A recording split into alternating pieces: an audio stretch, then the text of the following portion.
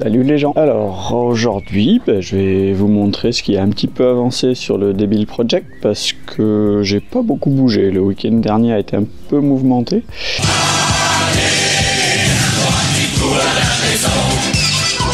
Et là le week-end commence tout juste, donc j'ai pas fait grand chose. J'ai reçu quelques pièces, un filtre à air, bon ok, juste posé mais pas installé. Et puis voilà, j'ai réussi à me décider. 2 échappements Simon. Alors c'est pas des trucs chinois, hein, c'est suédois je crois, un truc comme ça. Alors il paraît que ça fonctionne bien, que c'est relativement silencieux.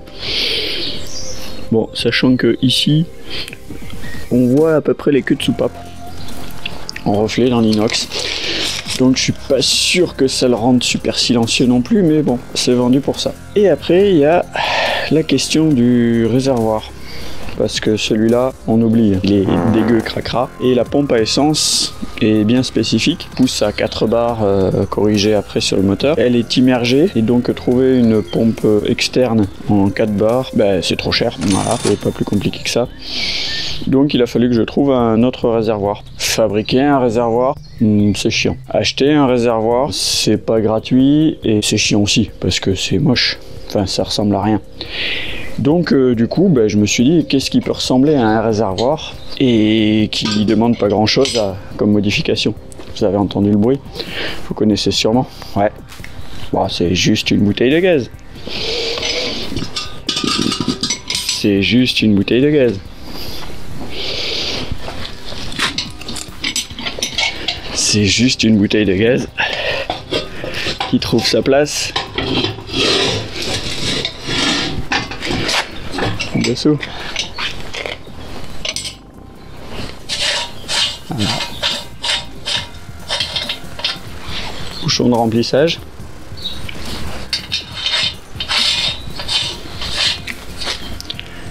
Quatre barres.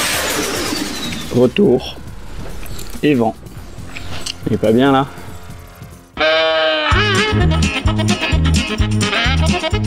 Alors j'ai oublié de dire, si vous voulez ne serait-ce que découper, percer ou souder une bouteille de gaz, pensez à bien remplir d'eau avant, jusqu'à ras-bord pour sortir exactement tout le gaz. Et après vous pouvez soit percer ou disquer tant que l'eau est dedans ou même après l'avoir vidé, du moment que le gaz est échappé. Parce que sinon c'est une explosion assurée. Voilà, c'était la petite minute sécurité. Quand on mesure l'écartement entre les barres de derrière, ici, pour reporter le même devant, en étant persuadé que les tubes carrés, ici, font 50, et on se plante d'1 centimètre.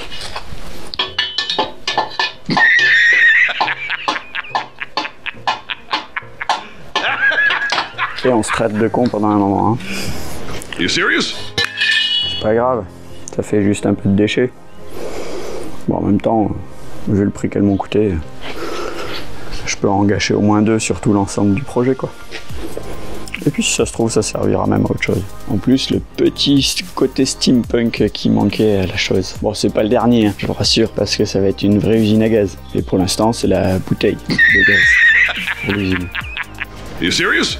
Et sinon pour l'échappement, je sais pas si c'est pas un peu trop simple comme système. Surtout que le son des X-Pipe est vraiment chouette. Mais vu les sorties, vu que je suis pas soudeur, un X-Pipe c'est vachement chiant à mettre en place. Ouais, sauf quand on a plusieurs mètres de tuyaux et une vingtaine de coudes. Ah, il y a un truc que je t'avais pas montré.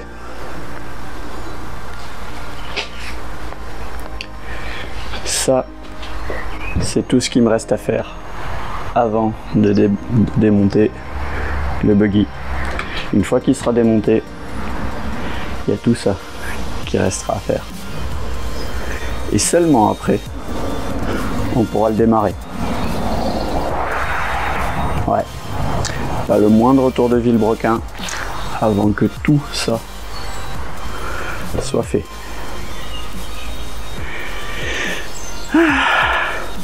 Au départ, j'avais commencé à faire la liste pour m'encourager, à me dire bon, il reste juste ça à faire.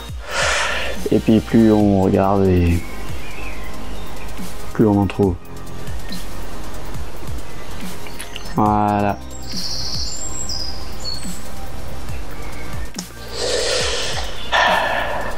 Mais par contre, je me suis promis un truc.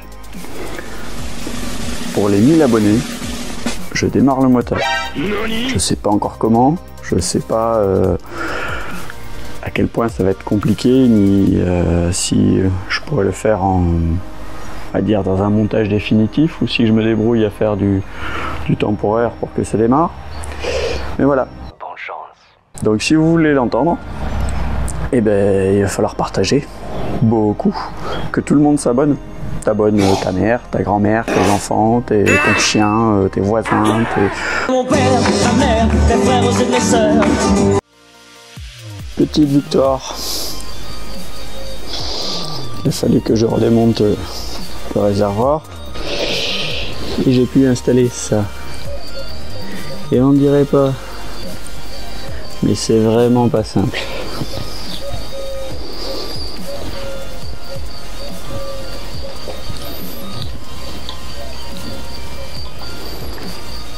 Voilà, j'ai un accélérateur 0, 300 chevaux, 0, 300 chevaux. Voilà, ça va bien se passer, ça pousse. Bon, ben, j'ai fait une petite modification sur le radiateur qui n'était pas assez incliné à mon goût et du coup il empêchait la moto d'être au plus bas. Donc voilà, il est un petit peu plus incliné qu'avant et j'en ai profité pour mettre une grille de protection en acier galva. En fait, j'ai refait la tôle ici qui était comme une panne Z un petit peu, et là donc j'ai fait une tôle plate et cintrée en bas pour la renforcer, et puis un petit peu ici aussi puisque là j'ai une découpe pour passer le tuyau, et j'ai pu ainsi baisser la moto encore. Il a fallu que je recoupe les plastiques, sinon ça ne passait pas quand on penche. Et pour baisser la moto, il a fallu que je change les points de rotation qui étaient là. Je les ai passés ici.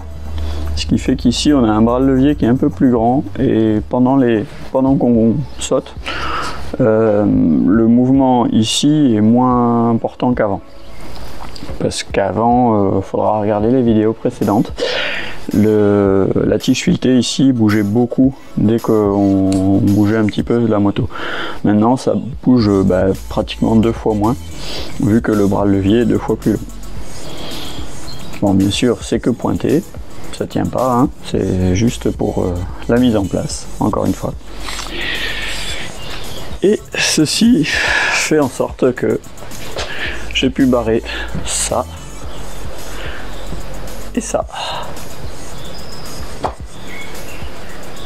2 sur 30. Mais c'est fait. Voilà. Allez. N'oublie pas, petit pouce en l'air, un petit commentaire, et puis abonne-toi. Ciao.